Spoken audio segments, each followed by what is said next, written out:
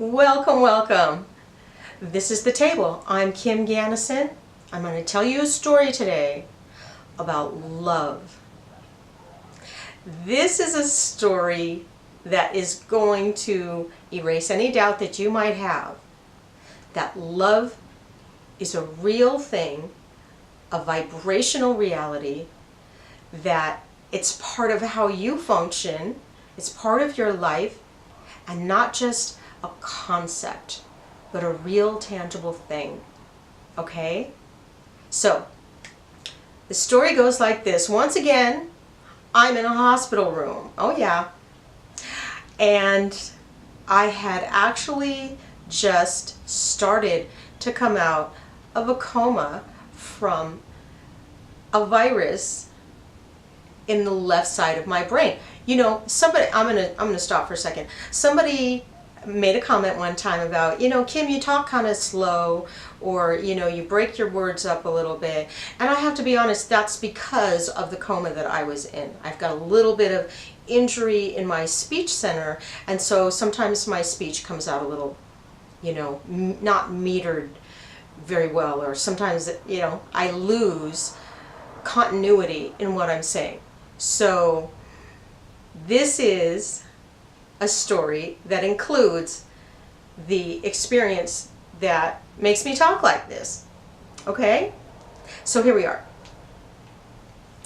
I had an infection, a viral infection, all the way in the left side of my brain, all the way down to the brainstem. And goodness knows how that happened, but I did. And I was laying in my ICU room, starting to wake up from a 3-day coma that had my brain on fire with fever. Okay? And I couldn't move on my right side, and I couldn't speak, and I couldn't always understand words when people spoke to me. Okay? So here we are, and the scene looks like this. My mom was sitting to my right. And when she spoke and I heard her, my eyes would move to the right and she would keep talking, and I couldn't understand what she was saying. She was speaking English just like I am, but I could not understand language when I moved my eyes to the right. Well, my auntie was sitting on my left, and when she spoke and my eyes moved to the left, I could understand her. Okay? So a really strange phenomenon about how the brain was working. Well, my sister came into the room, and it turns out that she was there to tell me that my niece, who she had given birth to just 18 months before, was not able to come into the ICU to visit me because she was too young. So my sister walks up to the bed, and she said,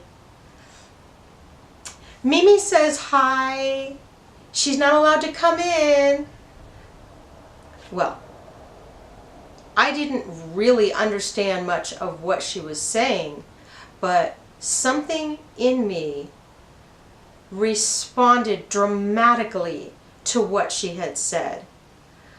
My heart exploded like a volcano with unconditional ecstatic joy.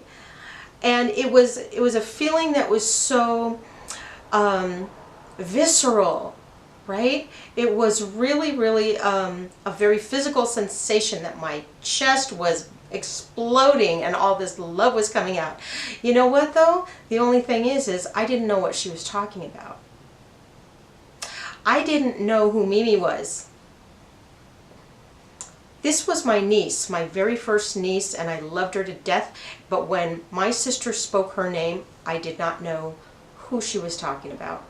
And yet at the same time, I had a physical response where this joyous ecstasy just came exploding out of me, and I burst into tears with this feeling of absolute surrender to this incredible love that came flying out of me. But I did not know what she was saying. My brain was in the condition that it was. I could not understand the words. I did not know who Mimi was. And yet I had this explosive joy that occurred. Well, I remember that story. That was quite a long time ago. But I remember that story well, and it reminds me when I need to be reminded of what love really is without thinking about it.